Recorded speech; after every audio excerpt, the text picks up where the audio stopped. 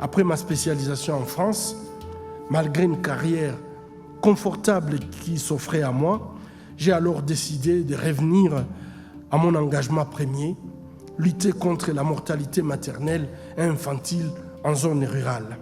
Et pendant plus de 25 ans, je me suis démené pour que dans la province du Sud-Kivu où j'ai travaillé et dont je suis originaire d'ailleurs, les femmes puissent accoucher dans un hôpital ou dans une clinique et sauver le maximum de vies humaines.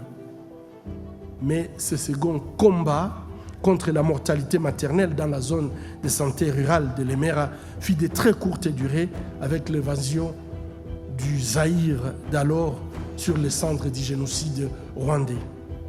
À l'image de l'hôpital de Kunduz en Afghanistan, l'hôpital de Lemera avait été attaqué en violation de normes élémentaires du droit international et humanitaire.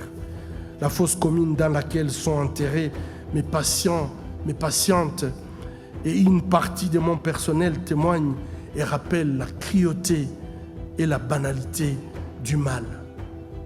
L'invasion de Lemera fut le signe précurseur de deux conflits les plus meurtriers d'Afrique. Le bilan de ces pogroms oubliés où le viol a été utilisé comme arme de guerre est sans appel. Plus de 6 millions de Congolais, hommes, femmes, enfants, sont morts et sans sépulture suite à des exécutions sommaires, des assassinats multiples, des viols systématiques, des exodes forcés, des massacres, des tortures, des milliers d'enfants forcés de prendre les chemins d'exil ou tout simplement les armes contre leur propre peuple. Beaucoup n'ont pas eu même la chance d'échapper à la tourmente de cet énième programme du XXIe siècle. Le pire, c'est qu'un vent de sable et de négation a toujours soufflé sur ce meurtre massif et inhumain.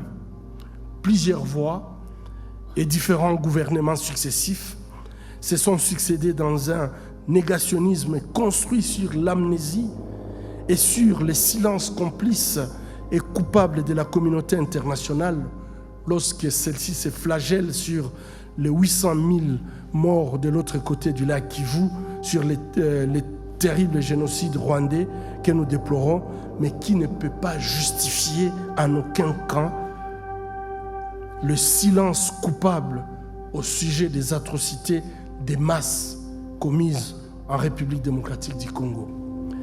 Plus de des décennies après, les crimes commis à l'hôpital de Lemera sur mes malades, sur le personnel sous ma responsabilité, n'a jamais été reconnu ni jugé.